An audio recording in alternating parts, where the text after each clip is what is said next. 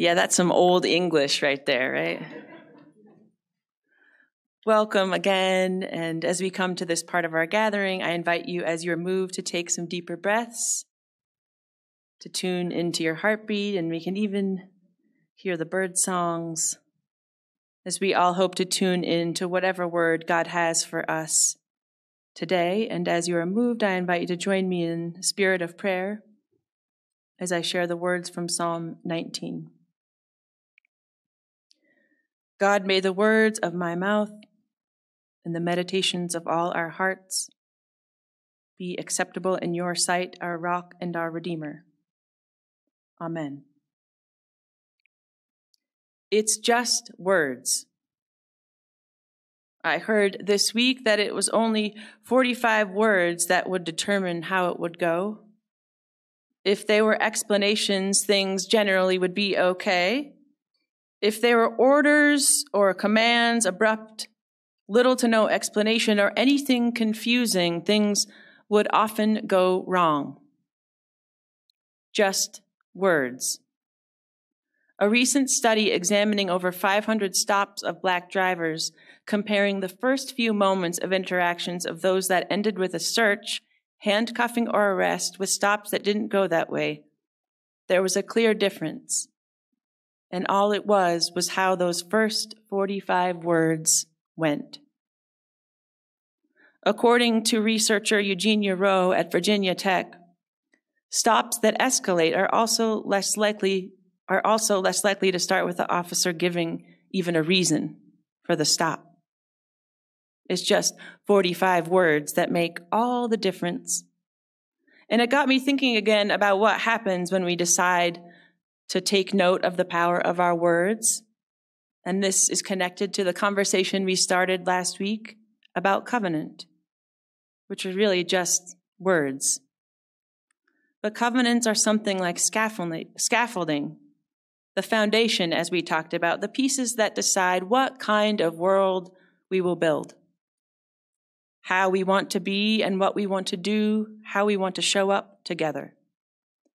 As I shared, covenants allow us to be able to live creatively together, giving us a way to counter the chaos, to offer clarity of space and a shared understanding, giving us a structure so that we can share life separately while still being connected, flowing between, staying in relationship while honoring the parts and valuing each piece as equal. But at the end of the day, it's really just words. Right? In the Gospels, the writers are focused on the power of words, of course.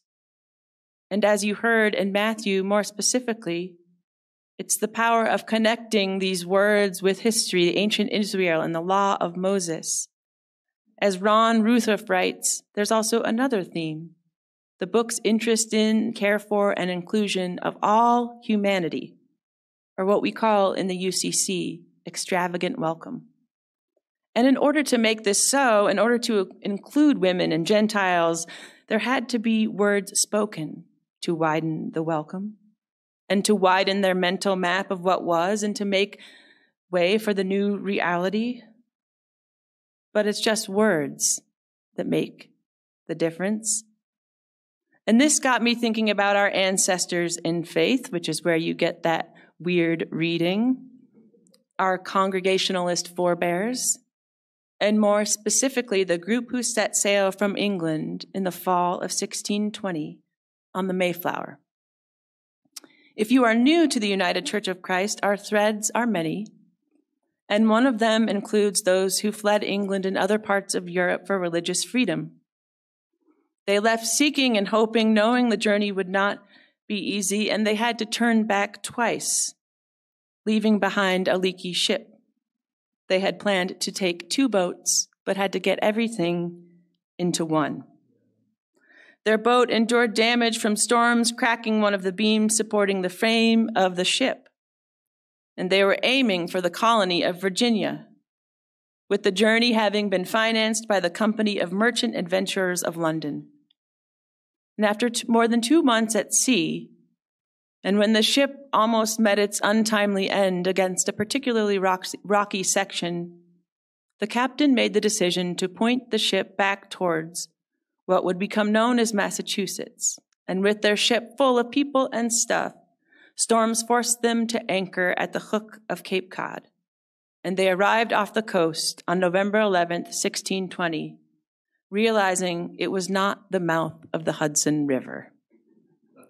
With their provisions running short and some on board getting antsy, they realized if they weren't arriving at an established colony, what would be next? Not everyone on board the ship shared the same religious commitments as the Puritans and the Pilgrims, and therefore not everyone would be bound by the same understanding. Would there be anarchy and lawlessness? The non-Puritan passengers were even referred to as strangers. And the strangers began to proclaim that they would use their own liberty. That sounds like something a teenager would say, I don't know. Use their own liberty, and I quote, "For none had power to command them, since they would not be settling in the agreed-upon Virginia territory." The strangers were technically no longer under any legal obligation, and in some ways, the journey of the entire group, the striving toward freedom, the whole thing was in jeopardy, because there was no longer anything to bind them together. But to prevent this from happening, a group of them began crafting a social contract called the Agreement between the Settlers of New Plymouth, which would later be known as the Mayflower Compact, which created a set of rules and regulations to support the new community. And it's quite a scene to imagine a group of 100 or so floating out in the ocean, trying to figure out how to build a new world with words. Because really, it's just words. But they knew that's all they had. And they needed something to bind them, something to hold them together, something to allow them to be able to live creatively together, to counter the chaos they would be sure to find. And from just these words, the community could come to life, inviting each person to live for the good of the colony. That line right there is a difference maker. Otherwise, it would have been every person for themselves. Our culture dismisses the power of words, the power we have to harm each other with the words we use, and the power we have to heal, to lift up, to do good. What if part of our call right now as people of faith is to reclaim the power that words give us and to use that power to do God's work in the world? As we live into our covenant and grow deeper and wider together, what might happen if we take our words more seriously? We say together each week that no matter who you are or where you are on life's journey, you are welcome here. And this is a bold statement. Those words have helped us build a world of extravagant welcome whenever and wherever we are gathering. And I feel called to keep going, to keep finding out what that means for us right now. Who needs our welcome? Who needs to hear these words? Who needs this world we have built and are building together? Who is waiting to no longer be a stranger? Who is rocking around with the label of sinner, waiting for an invitation to dine at our table? These are only words, but our sacred text reminds us that in the beginning was the Word. What if words really can build the world we want? The world of extravagant welcome. May it be so. Amen.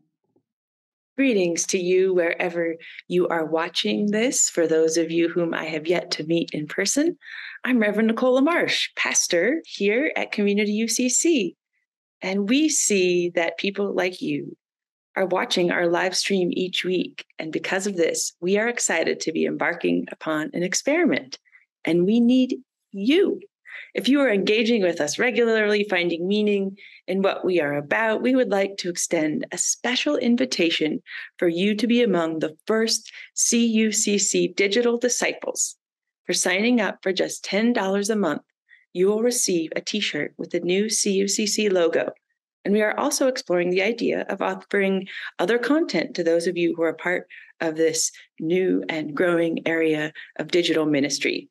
Sign up to support us in this new way at cuccboulder.org/support by clicking on the yellow donate tab and noting you are a digital disciple in the instructions. Or as always, we welcome an old-fashioned check mailed to us at CUCC, P.O. Box 3646, Boulder, Colorado 80307.